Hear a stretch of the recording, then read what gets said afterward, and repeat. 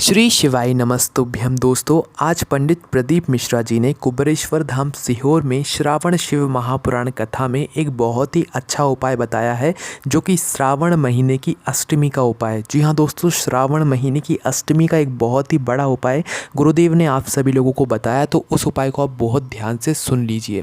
दोस्तों, यह उपाय उन लोगों के लिए है या घर के उन सदस्यों के लिए है जो कि गलत व्यसन में पड़े हुए हैं, गलत तरीके से काम करते हैं या शराब पीते हैं या सिगरेट पीते हैं।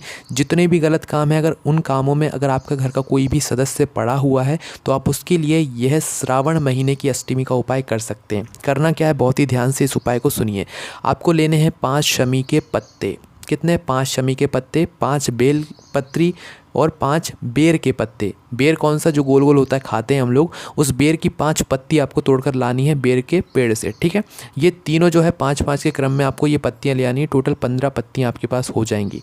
अब आपको करना क्या है कि जो श्रावण महीने की जो अष्टमी पड़ेगी, ठीक है, 2 अष्टमी पड़ेंगी, किसी भी अष्टमी पर आप यह उपाय कर सकते हैं। श्रावण महीने की जो भी अष्टमी पे आप ये उपाय कर रहे हो, उस दिन आपको ये टोटल 15 पत्ती लेकर आ जानी है, जिसमें शमी पत्र, बेल पत्र और बेर की पत्ती रहेंगी। टोटल 15 पत्ती 5-5 के क्रम में आपको लेकर आ जानी है।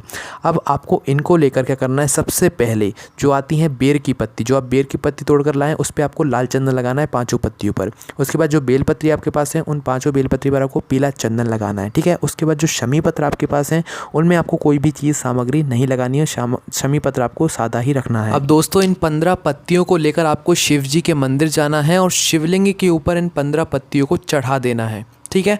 चढ़ाने के बाद अब आपको जो है कुछ समय तक जो है उस शिवलिंग के ऊपर ही इन 15 पत्तियों को चढ़े रहने देना है, करीबन 1 से 2 मिनट तक। 1 से 2 मिनट जैसे ही हो जाएं आपके चढ़ाने के बाद, तो इन 15 pत्तियों को पूरा उठा लो, शिव के ऊपर से ही उठा लो। अब किसी बड़े बेलपत्री के वृक्ष के नीचे जाओ, वहाँ पर साथ में 1 लोटा जल भी लेकर जाना, ठीक है। ये 15 पत्तियाँ शिवलिंग के ऊपर से चढ़ाकर उठाकर जो है आपको किसी भी बड़े बेलपत्री के वृक्ष के नीचे जाना है और वहाँ पर जाकर समर्पित करना है, रख देना है, ठीक है। बड़े बेलपत्री के वृक्ष के नीचे रखने के बाद इन 15 पत्तियों के ऊपर जो आप 1 लोटा जल लेकर गए हैं, वे 1 लोटा जल आपको पूरा इन 15 पत्तियों के ऊपर समर्पित कर देना है। समर्पित करने के बाद अब आपको जो है इन 15 पत्तियों में से 5 बेलपत्री जो आप लेकर आए थे, उन 5 बेलपत्री को उठा लेना है।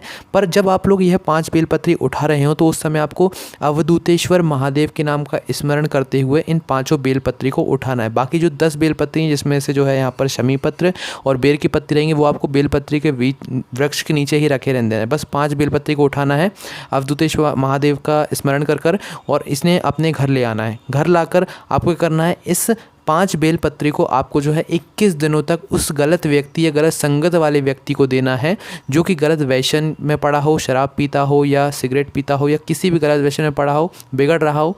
उसको आपको 21 दिनों तक इन 5 बेलपत्रियों का जो है सेवन कराना है, ठीक है। 5 बेलपत्रियाँ ऐसे कराना है कि 21 दिन में वो ख़त्म हो जाएँ, ठीक है।